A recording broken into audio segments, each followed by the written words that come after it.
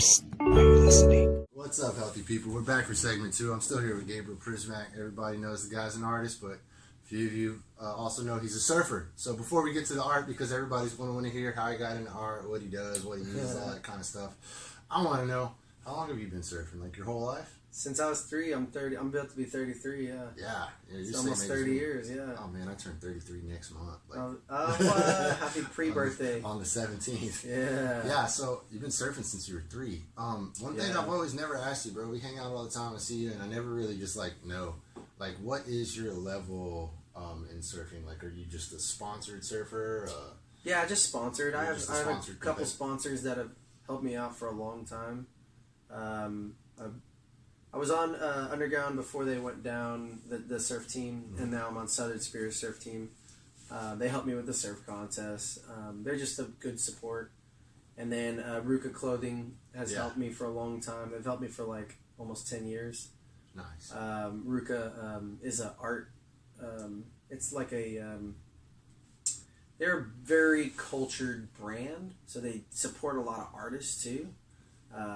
It's an artist network. But I got into it with surfing, and that I actually paint for a living. They were like, "Wow, I can't even believe that you do that now. That's what we want." So they've helped me a lot ever since COVID. They've had to do everybody's adjusting. Good Lord. And then Creedom has been a huge help with sunglasses. They've helped me for 10 years solid. I even went to California and did some promotion stuff with them, painting some sunglasses, and some backdrops for their expos for whenever they go do expos with their sunglasses. And then Middleman Skateboards, I have been with them for about, I guess, 5 years, maybe 6 years. They're out of Waco. My friend John Bernard.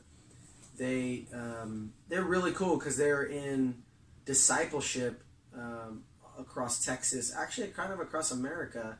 They have some disciples where they go out and give just a skateboard and just love on people at the skate park and just talk about the Bible and talk about the Word and how it just God can change your life in the best way possible. And I used to do that at the skate park. Yeah, that's you mentioned that. You also did it on the beach, right? Didn't you do like a surf for Jesus and a skate for Jesus? We did when I used to work at the church. We did like a vacation Bible school, and we did it like 3 or 4 times a month in the summer. But it wasn't like regular. The skating was every Tuesday, every Tuesday throughout the year. I did that for about 6 years.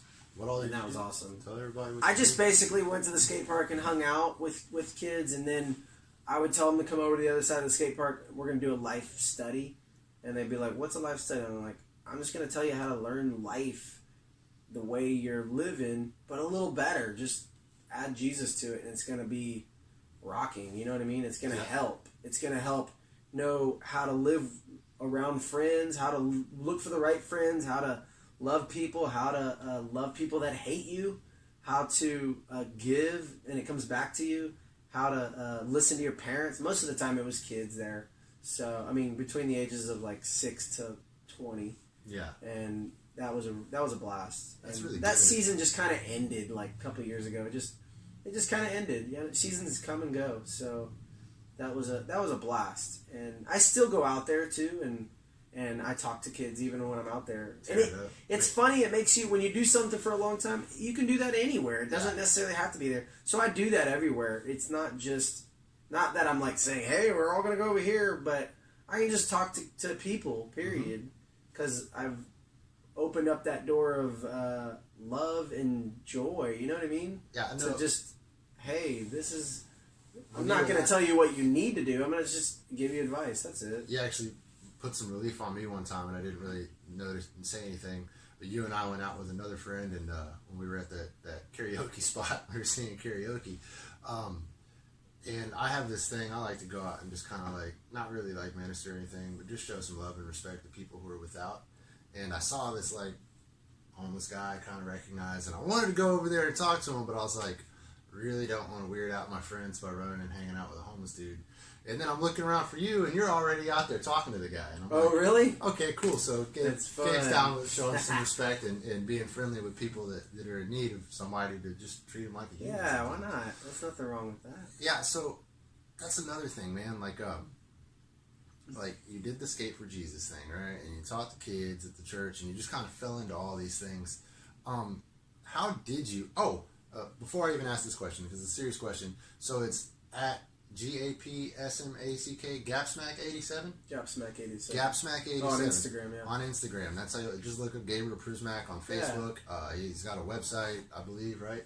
GabrielPrusmack.com. GabrielPrusmack.com. And you can see some of these cool things. He was talking about spray painting sunglasses for freedom, and there's like a really cool time lapse video, I believe, of you like doing the whole piece. It was like on canvas. Oh yeah, I had that on my Instagram for a little bit. Yeah, the story. Some great artwork, and you can see all this dude's stuff on Instagram. Just Gapsmack87. But yeah, so you kind of just fell into these things. Back to the point, and like as far as surfing goes, like how did you just fall into competition? Did that come from hanging around shops, or did you pursue that? Or? I've always been competitive. I've grown up with five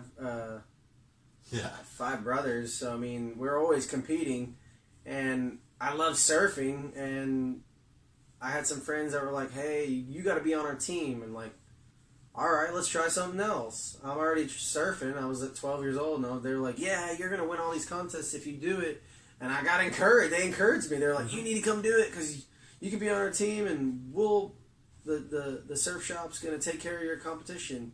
So you don't even have to pay for it. And I started doing it, and I just loved it. And I got to meet more people, and I got to travel around the Texas coast. So that was, I mean, sure, I have an awesome mom that took me every time until I could actually drive. Awesome. So I just fell into it. And I loved it for the longest time, and then I started hating it because it was so much. It was just kind of like, I'm just kind of tired of this. And then actually this past year, I've just grown to like it again, and I've just started jumping back into it. Some things we really love, man, but one thing I noted in my life is once something becomes you, you no longer really have the patience for it. It's just a natural way for change to happen in the mind. You are not a surfer. You are, as you say, a child of God. You are a free, loving individual. I would say I am spacious, loving awareness. That's how I like to define absolute self. But once you become, a driver, a painter, a surfer, sometimes stuff gets old because it's not you. It's just what you enjoy, and you can't make it become you, or else you lose that joy. So you laid off and you fell back into it, and you went and smashed. Was that like a man-made wave, or was that actually on the beach at Gorda?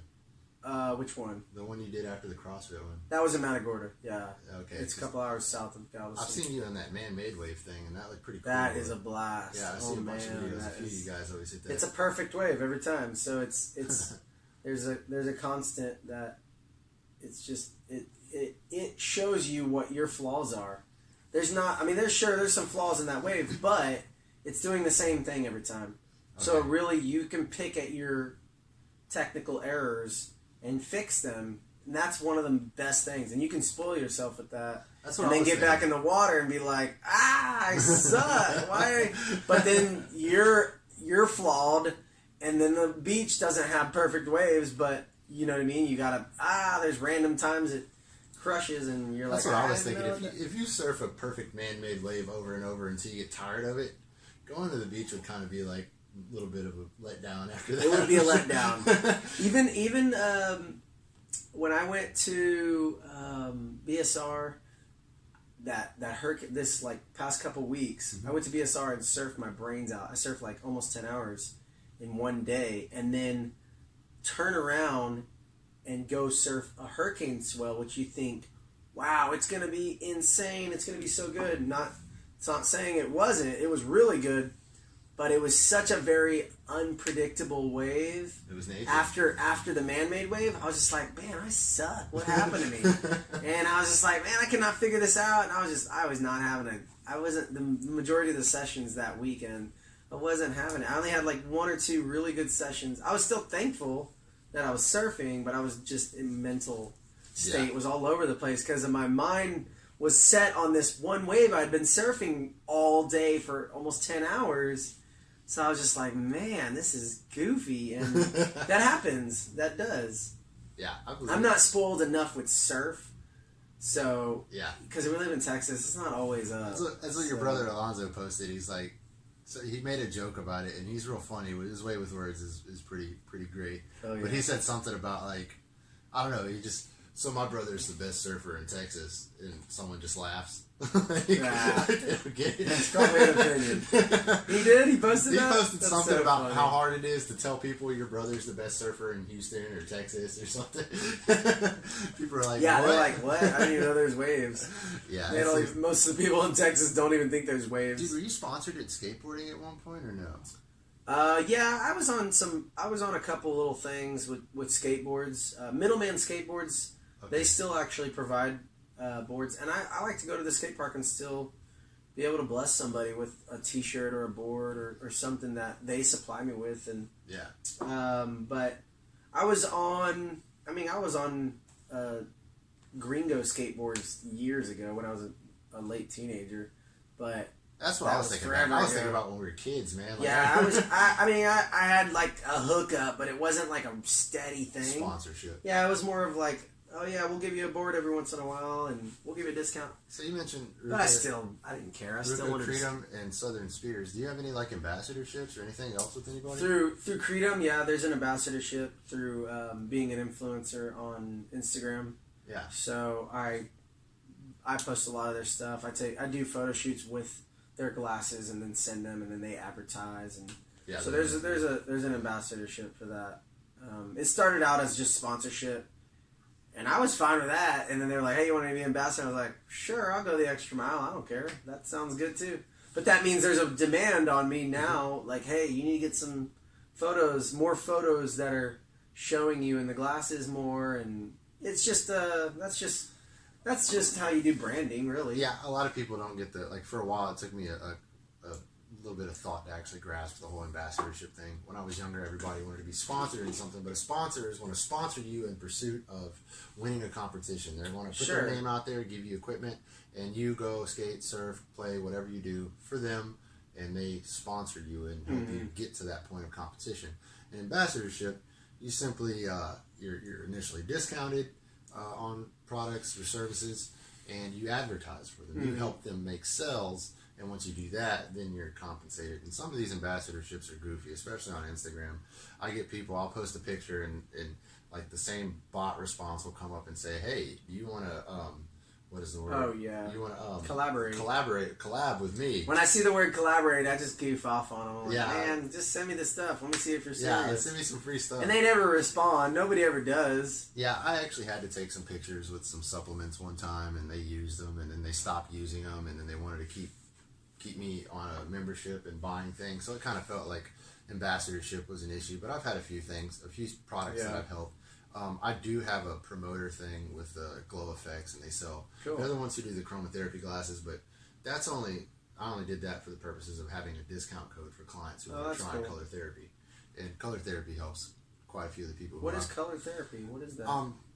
You get it when you pick a color scheme, right? You understand that certain colors just carry a certain vibe. Oh, therapy. Yeah, that makes sense. Yeah. Yeah, so exposing yourself to certain colors and eliminating certain colors can help regulate emotion or just... That has to do with color theory, too. Yeah, exactly. Yeah, I just never heard of color therapy. Color therapy, chromotherapy. Yeah, okay, yeah. That makes sense.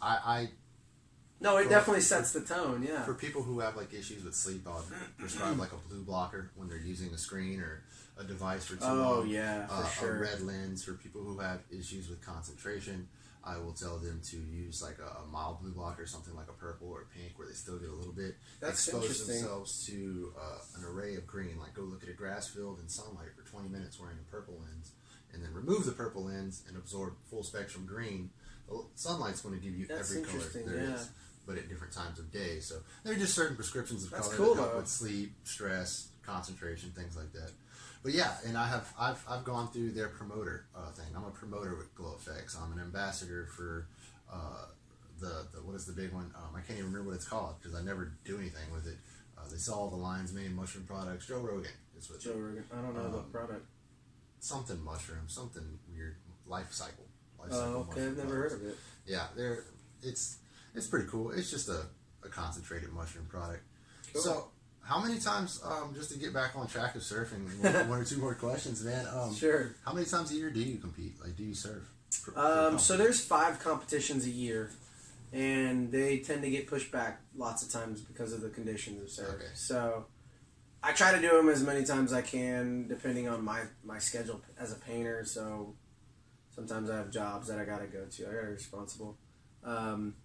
But I try to do as many competitions as I can. I mean, I try to go to the championship at the end, and that is something that has been pushed back because of COVID this year. Have you taken any championships or anything big? I've taken a few championships. Yeah, back a little earlier in my 20s, I did that. I was fully on doing competitions a lot, and even in my teenage years, I took the first championship I ever was involved with. I was 12 years old. The Menahoonies, and I won it. I was like, oh my gosh, I can't believe I won. That's awesome. I've taken quite a few. Yeah, I mean, sure, people beat me, and that's what makes it fun. That there's somebody out there better.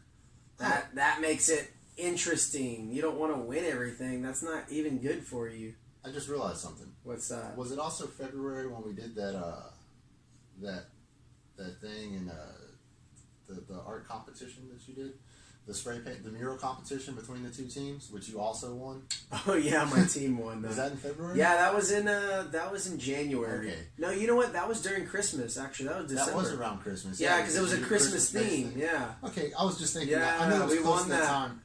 I thought it would have been real unique if I could have said you won an art competition, a surfing competition. Not in the same week. All no in the way. same month, in the same week. That would have been crazy. Not even in the same month. No. Yeah, that was in December. Yeah. That was pretty awesome. Have you done a lot of things like that?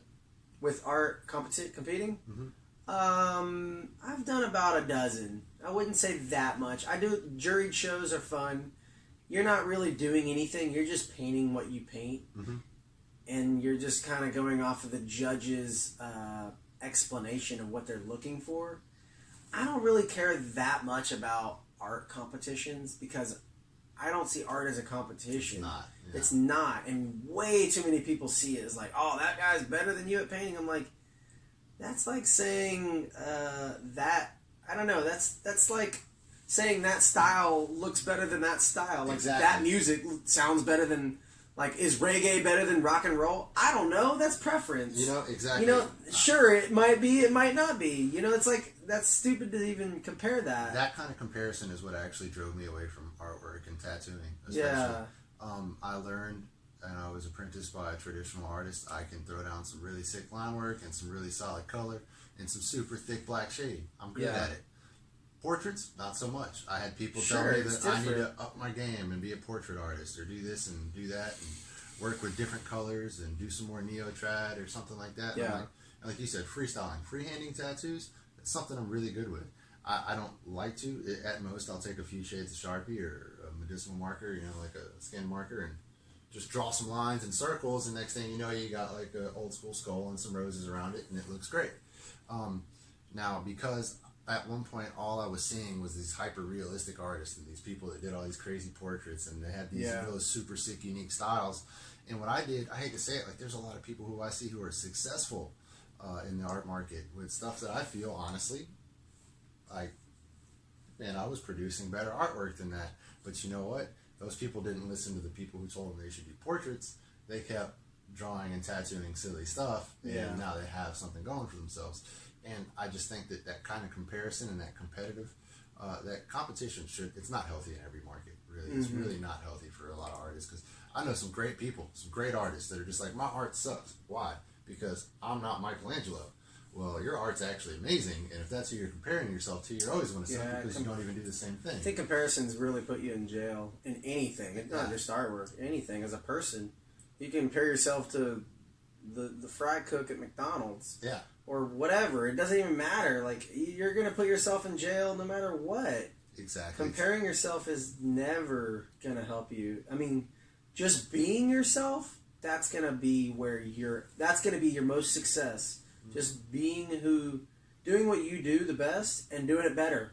Competing against yourself is actually better than comparing yourself. And that's not necessarily good either, though, competing against yourself, because then you'll beat yourself up constantly.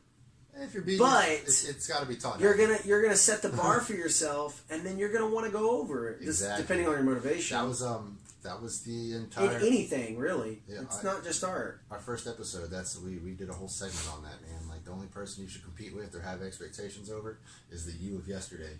Yeah. You know, it's not about That's competing. like, It's not about competing with who I used to be. Man, I got to get as good at this as I claim I used to be as a child. No. Just be better tomorrow. That's healthy competition. like in the gym, whenever I go to the gym, we're at CrossFit, there's a group of people doing the same workout at the same time. I'm not competing with anybody in there. I'm literally competing that I can sustain the same energy in the workout as I did at the first 5 minutes and keep that same pace the entire time. That's a great approach to CrossFit. And that is the pace is the whole mentality in CrossFit, in working out. And the same in running too. I want to keep that same groove because I run a lot. I want that same groove the whole way, that I can get into almost a meditative state, that I'm just like locked in, almost like I'm sitting down. If that makes sense. Yeah. The other day I ran from my house to Flagship and back. I stopped a couple times because I saw a couple friends I hadn't seen in a long time. By Flagship, you mean But Pleasure Pier. by Pleasure Pier, yeah. I'm a Galvestonian. But when I started running, I got up on the seawall. I just locked into this, set speed, and I was just like, man, this feels good. I feel like I just laid down in a principle. You know what I mean? That same principle, like you're comfortable the way you're running, and then you just sit there in that same pace, and then you're just good. You know what I mean? You're like, oh, I'm gonna run the whole way this way, and then your body actually, not really though, because well, if you go too far. I always push too much. So I'm not much of a runner. I'm not talking about running, but I'm not talking about like, oh, I was running fast. I just set a speed that I knew I can calculate in my head that I will be running the same way on the way back at this point, and I'll be good. Like I can literally calculate it when I get into a certain pace of either workout or speed, or when I'm running or when I'm working at the gym. And I think that it helps. Like it's you take those same principles with like art, you know, and what you're doing, and you can calculate it almost to down to the T. Like, okay, I'm gonna keep creating this work, and I'm gonna have the endurance to create this work, you know. And then you gotta stop. Just like you're not gonna work out forever. You're gonna only work out for that hour. And you gotta stop. And you gotta recover, and then you gotta go back into it. So it's like there's a lot of the same principles and I don't know, in my head that's how it works. And, you know, I really wish Dave was here because he's a super runner, and I can hear him actually agreeing with that wholeheartedly, just getting into it. For me, I actually ignore my initial pace with running. With a lot of things I don't, but like in business, I see, like you were saying with art, it is the same thing. I catch this pace. Actually, I want to compare it. What you just said made me think about Elon Musk. I really don't like the man. If anybody I'd say needs Jesus, it's the guy who wants to put brain implants in people. That's rough. You know, but I don't want no implants. Yeah, in my Elon head. Musk is definitely got some real bad ideas in service of the flesh. But anyway, he said, take your 10-year plan and try to accomplish it in 6 months. Wow. And he's like, you may That's not a lot accomplish of your 10-year congestion. plan, but if you get 4 years done in 6 months, you're ahead of the game. Yeah, right. And that's what I did with business. I'm just now hitting a slow spot with Island Yogi and with being a yoga teacher and fitness instructor. But I told myself, all right, here's the pace I'm taking the first week of self-promotion, and I'm going to maintain this pace for 6 months. And I did. And I ended up getting kind of comfortable, and COVID just recently kind of caught up with me. Oh, yeah. I had a few clients. Some crazy things happened. I have one great client right now who just had some recent car issues, but all I have is monthly clients, people I see once a month. Yeah. And it's kind of getting to that point where I'm like, I might want to go to a gym or a studio and work, but I want to keep going for myself. That's good.